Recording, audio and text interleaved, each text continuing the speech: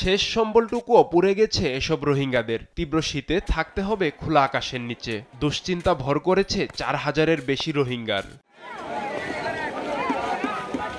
কক্সবাজারের উখিয়ার রোহিঙ্গা ক্যাম্পে আগুন লাগে মঙ্গলবার দুপুরে। কুতুপালং 1 নম্বর ওয়েস্ট ক্যাম্পে আগুনের সূত্রপাত হয় বলে জানায় আশ্রয় শিবিরের রোহিঙ্গারা।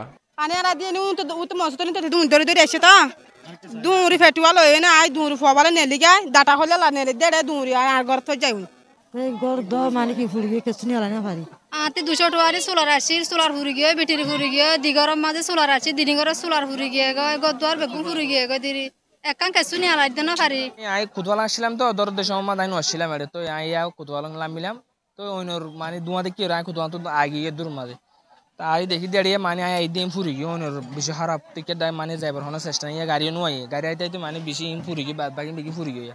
আগুনে দগ্ধ হয়ে নিহত হয় এক শিশু ও এক বৃদ্ধ। কিছু বুঝে ওঠার আগেই আগুন দ্রুত ছড়িয়ে পড়ে। এতে পুড়ে যায় 5 শতাধিক বসবাসের ঝুপড়িঘর ও দোকানপাট। আয় এতে দেখাচ্ছে সমাজে ঘর গুঁড়া বেগুন ফুরি গিয়ে আর বেবে আসলে ফুজেন আসছিল এতরা হাত দূর মাঝে অন্ধিকর হাতে নেলেরে গিয়ে তা গত কিছু বাইর করি না পারে আর বেগুন ফুরি গিয়ে আর ডাটা স্মার্ট কার্ড সল টিয়া পয়সা বেগুন ফুরি গিয়ে আর ঘর ইয়ান তো যেত মাঝে আয় ফুজি গা আয় সাইডে গরমা কিছু নাই बाद हे दुरमा दूधिया आर फरना आत ले गी सुना फुरी गई हॉस्पिटल के सुर कुलेरी अकान गायर हो जिगिना सार के सुने 2 ঘন্টার বেশি সময়ের চেষ্টায় ফায়ার সার্ভিসের 8টি ইউনিট আগুন নিয়ন্ত্রণে আনে। ক্ষয়ক্ষতি হয়েছে প্রায় অর্ধ কোটি টাকা। 8টা ইউনিট সেখানে কাজ করে 2 ঘন্টা 2টা 15 মিনিটের সময় আগুন নিয়ন্ত্রণে আসে এবং 3:30-এ আগুন সম্পূর্ণরূপে নির্বাপন করা হয়।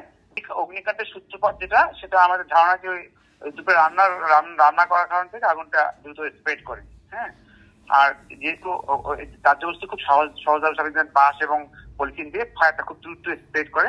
54,40,000 টাকার মতো ক্ষতি দেখানো হয়েছে। ক্ষতিগ্রস্তদের আশ্রয়ে দ্রুত ব্যবস্থা নেওয়া হচ্ছে বলে জানায় শরণার্থী কমিশন।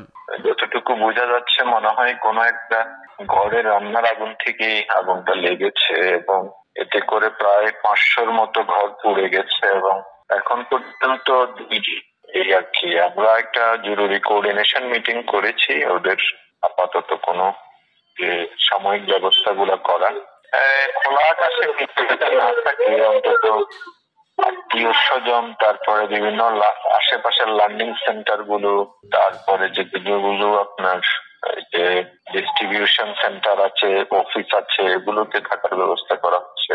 প্রতি বছর শুষ্ক মৌসুম আসলেই রোহিঙ্গা ক্যাম্পে ঘটে অগ্নিকাণ্ডের ঘটনা। কার্যকর উদ্যোগ নেওয়ার দাবি বসবাসকারীদের। নিউজ ডেস্ক, দেশ টিভি।